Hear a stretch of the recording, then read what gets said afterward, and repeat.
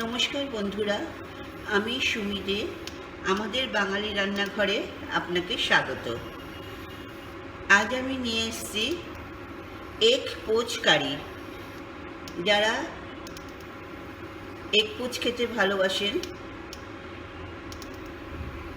তাদের জন্য এই কারিটা খুব প্রয়োজন আর খুব দরকার, এই কারণে যে আমি একদম বিনা তেলে এই রান্নাটা করে দেখাবো। সেরকম কোনো তেলই আমি দেব না, পেশেন্টরাও এটা খেতে পারে।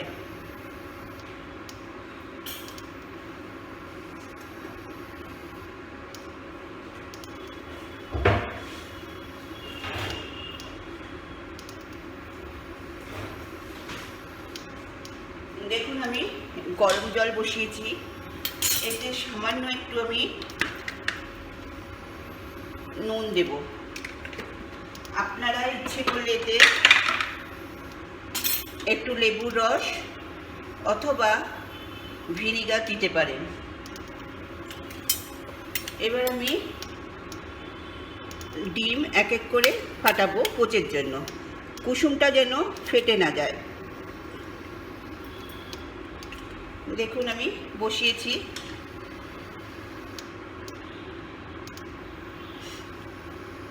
এটা লেবুর রস বা ভিনিগার দিলে এই সাদাগুলো খুব ছেড়ে যাবে না, ছেড়ে গেলেও কিছু না, কিন্তু তাও বলে রাখলাম যারা পছন্দ করেন যে ছড়াবে না, কিন্তু ছড়ালে টেস্টটা বেশি ভালো লাগে।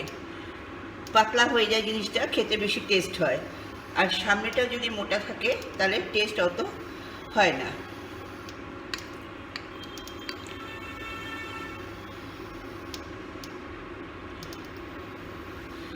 যাই হোক, দেখুন তলাটা ছেড়ে গেছে।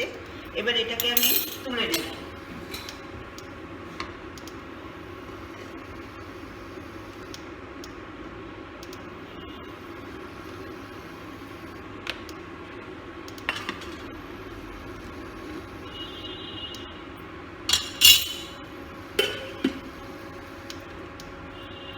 এইবারে আমি আরেকটা ডিম দেব।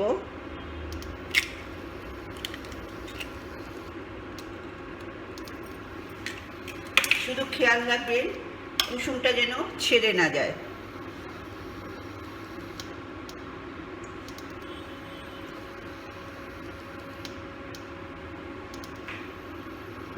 আমার রেসিপি যদি আপনাদের ভালো লাগে, প্লিজ আমাদের বাঙালি রান্নাঘর চ্যানেলকে সাবস্ক্রাইব করবেন আর পাশে থাকা বেল বাটনে ক্লিক করবেন, যাতে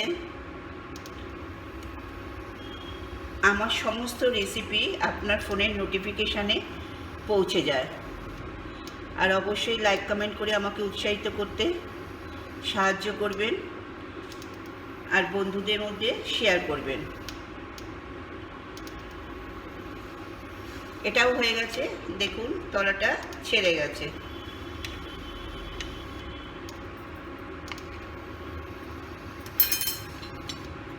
আর কুসুমটা যেন খুব শক্ত না হয়।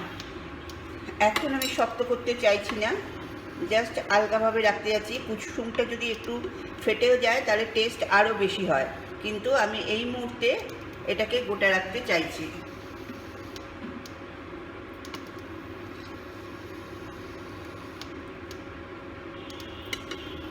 এইগুলো যত পাতলা হবে তত ভালো।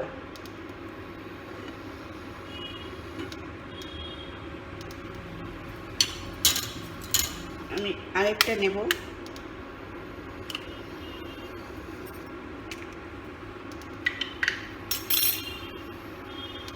আচ্ছা, এইভাবে আমি পোচগুলো আগে করে নেব। আপনারা ইচ্ছে করলে থোকও পোচ করতে পারেন, অথবা এরকম কেটে কেটে যাবে, সেটাতে টেস্ট আরও বেশি ভালো হবে, যেটা আপনাদের খুশি। যদি আপনারা এটা গোটা চান তাহলে একটু লেবুর রস অথবা ভিনিগার দেবেন, আর যদি আমার মতো এরকম ছড়ানো চান তাহলে শুধু নুন দিলেই হবে।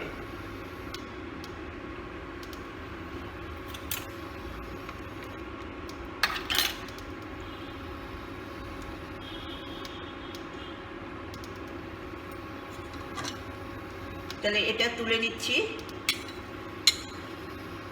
নিয়ে আমি রান্নাটা এবার দেখাই। দেখুন আমি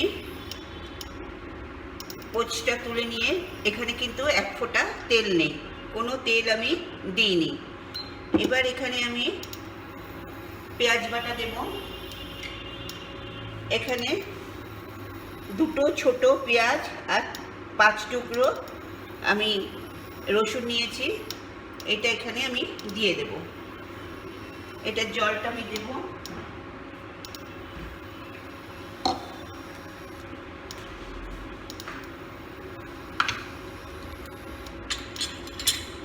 এবার পেঁয়াজটাকে আমি ভাজবো, জাস্ট সামান্য ভাজবো।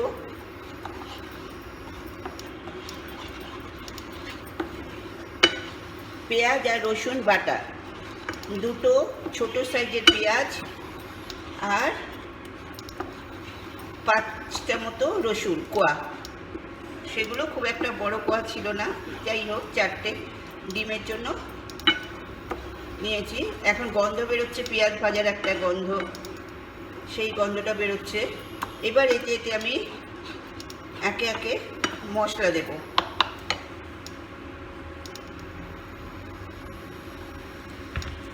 আর ওই জলটা আমি ফেলিনি, জলটা আমি রেখে দিয়েছি।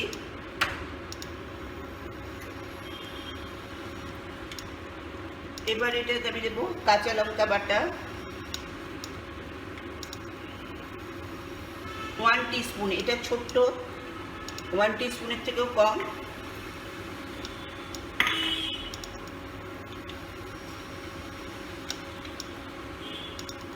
আদা বাটা 1 টিস্পুন।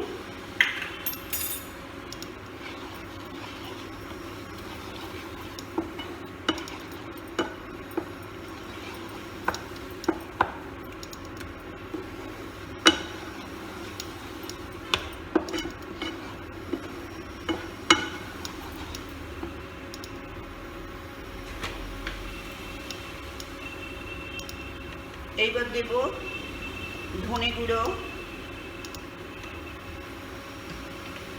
1 টিস্পুন, জিরে গুঁড়ো 1 টিস্পুন,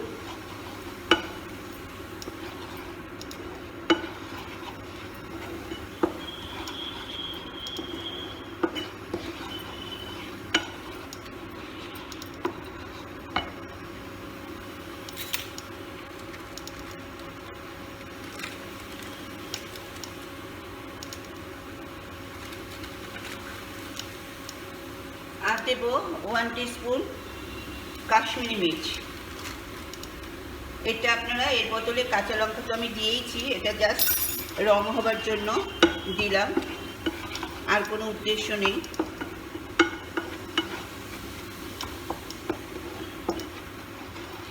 একদম শুকিয়ে এসছে।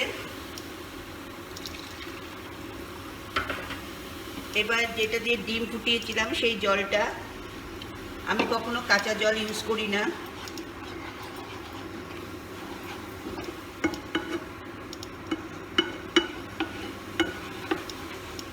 আহা কি সুন্দর গন্ধ বেরোচ্ছে।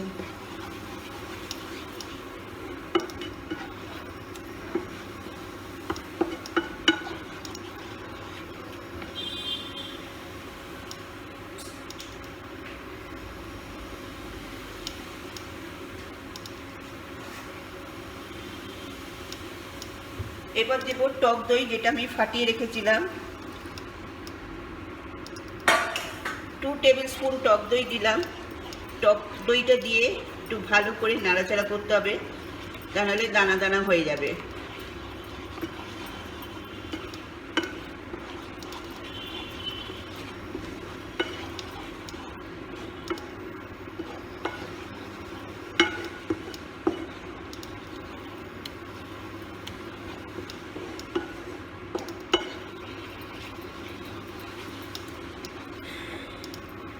আমার মশলা কষা প্রায় হয়ে গেছে।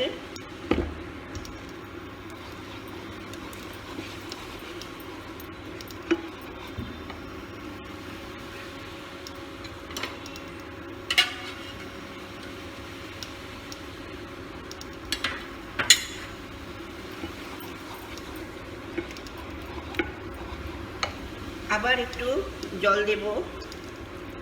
এরকম 2-1 বার দিয়ে মশলাটা কষে নিতে হবে।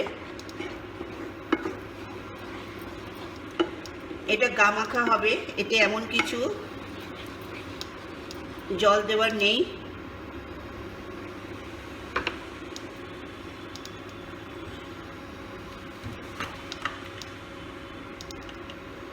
এবার দিলাম হলুদ 1/2 টিস্পুন,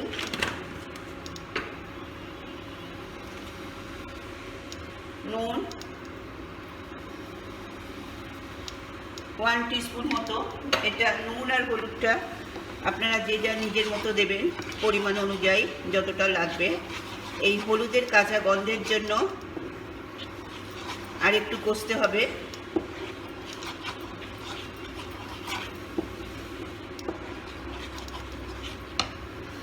আবার একটু জল দিতে হবে, ওই ফোটানো গরম জলটাই দিচ্ছি।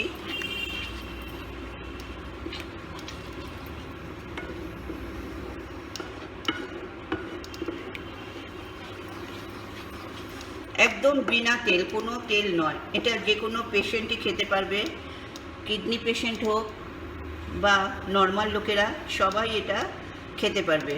আমি কিডনি পেশেন্ট বলে বললাম, বাকি সব পেশেন্টরাই খেতে পারবেন। দরকার হলে রেড মির্চটা দেবেন না, কাশ্মীরি শুকনো লঙ্কাটা দেবেন না, দিলেও কিছু না, জাস্ট রং হওয়ার জন্য। সুতরাং ওটা অপশনাল। আর হলুদের গন্ধটা নেই। আবার একটু জল দিলাম।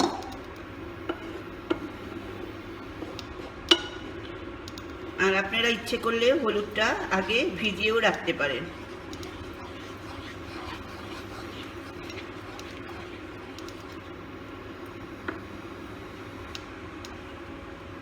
এবার আমি এইগুলো ছেড়ে দেব একসাথে। একটু জল দিয়ে রাখবেন, তাহলে ছাড়তে সুবিধে হবে। আর এই পাতলা পাতলাগুলো দিয়ে দেব।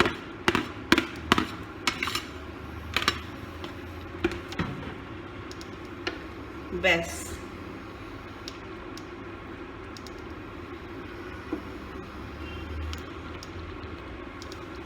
এটা জাস্ট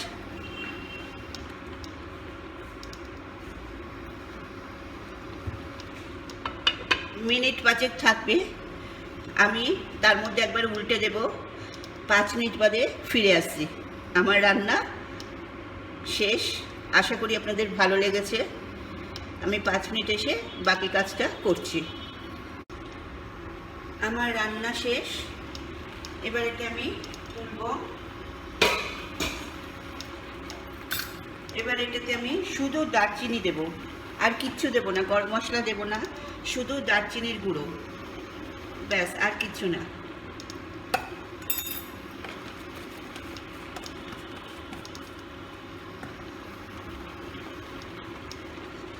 এবার ইন্ডাকশন অফ করলাম।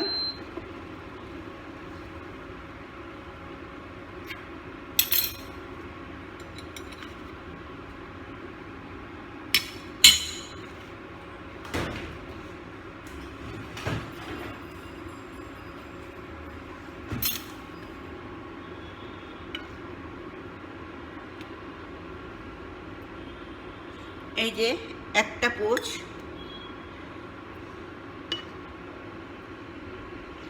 দুটো পোচ, তিনটে পোচ, এই যে 4টে পোচ।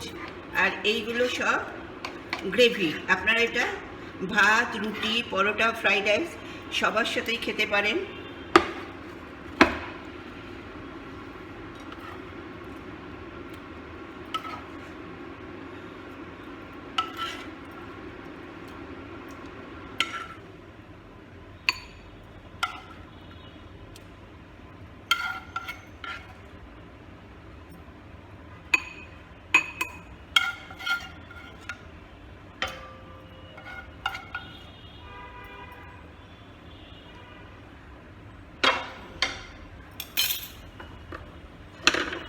তাহলে আমার এগ পোচ কারি রেডি।